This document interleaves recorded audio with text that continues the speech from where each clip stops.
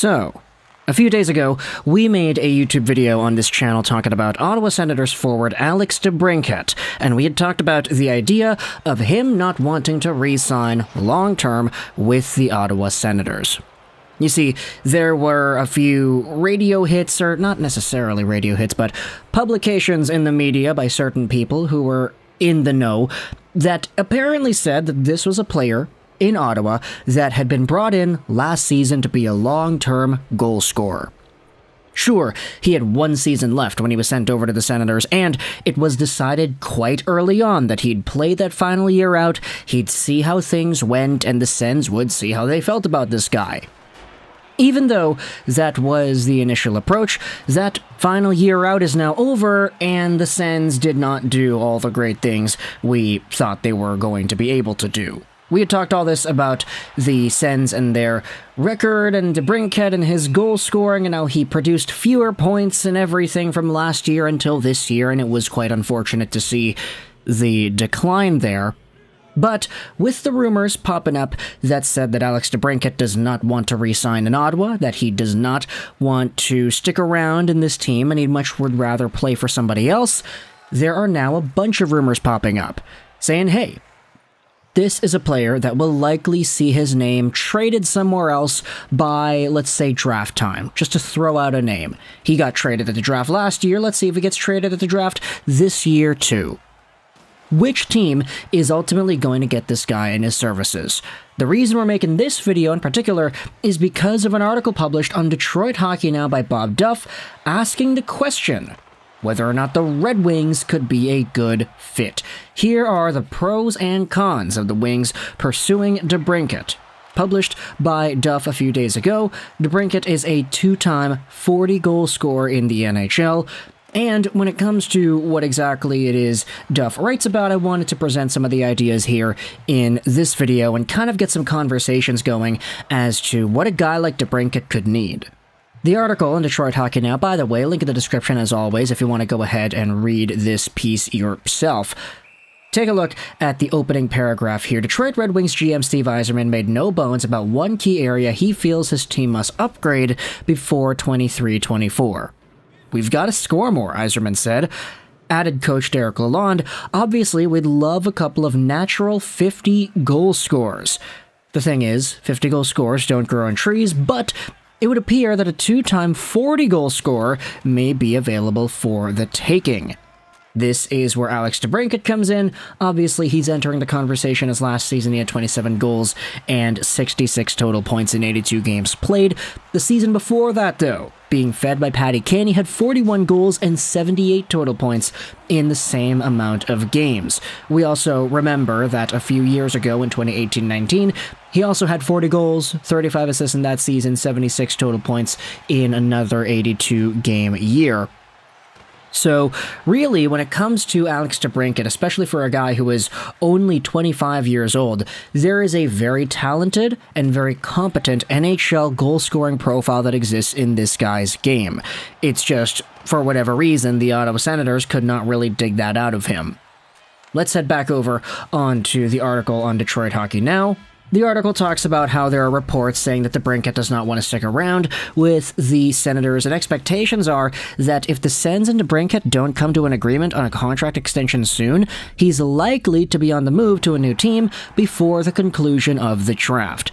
Should Detroit be interested if DeBrincat goes on the trade market? Red Wings TV analyst Mickey Redmond, himself a two-time 50-goal scorer, certainly thinks so. Redmond made a point of launching a campaign for Detroit and DeBrincat on a post-game show following the club's farewell regular season broadcast. Here are the reasons on the article as to why this makes sense. Obviously, the first one is that he feels a need. The team needs goal scoring. DeBrincat can provide that. Yzerman has found success in the past by adding former Blackhawks forwards. Kubalik was a 20-goal scorer this season, and Pia Sutar has proven to be a useful utility guy who has hit double digits in goals in both of his seasons with the Wings. DeBrincat was also born in Farmington Hills, Michigan. Perhaps a homecoming is something that he would find appealing. And before we continue with some of the other ideas presented in this piece, that was kind of the main thought process that I had in my mind too. Like when I saw this article pop up on my timeline, hey, they're Wings, and DeBrincat, does this work? I was kind of like, oh, that's cool, like another Chicago Blackhawks alumni making his way over to the Wings. I mean, I love Dominic Kubalik. I have ever since he was a rookie. I love the game that Pia Sutar was able to play. I made a video before Sutar even played in the NHL saying that I thought the Wings should have signed that guy. And now, a few years later, they did. They have both these guys. And when it comes to DeBrincat, he would be the next in line of Chicago forwards to take their talents from Windy City over to Motor City. And if he did that, he would definitely be the best amongst all those guys.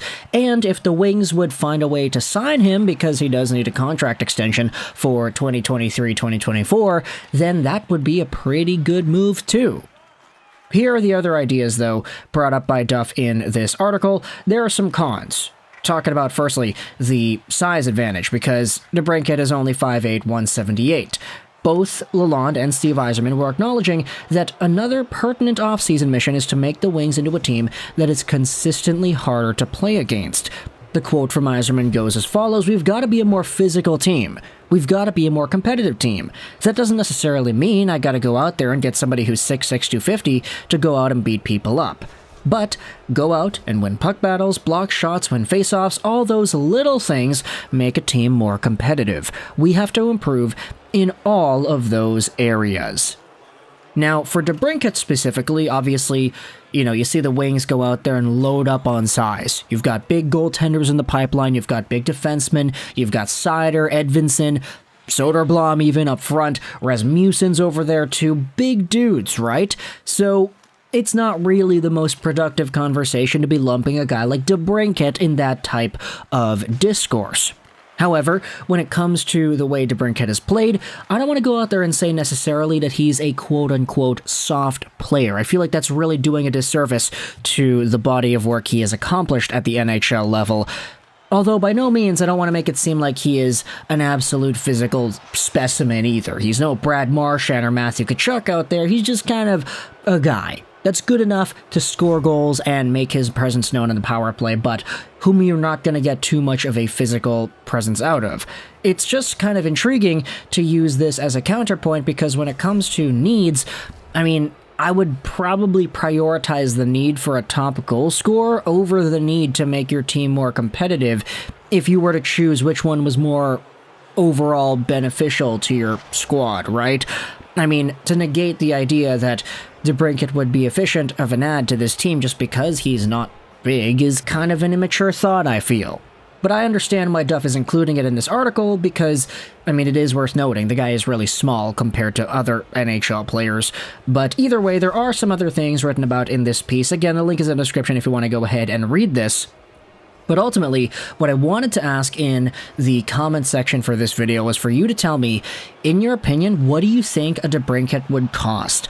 Last season, the guy was sent over from Chicago to Ottawa for a first, a second, and a third, and that was it. Let's just assume that because DeBrincat is closer to UFA status, that in which he'll accomplish in 2024, I believe, and he does need a contract extension for this upcoming season, because he is in this spot and because he's coming off a year where he's produced fewer points, does he cost a little bit less than that? Now, does he cost less than a first, a second, and a third? Is that something you would feel comfortable in paying up if you're a Red Wings armchair GM? If you're Yzerman and you have to do his job for him, would you feel okay giving up, let's say, a first, a second, let's say a fifth, instead of a third for Alex DeBrincat?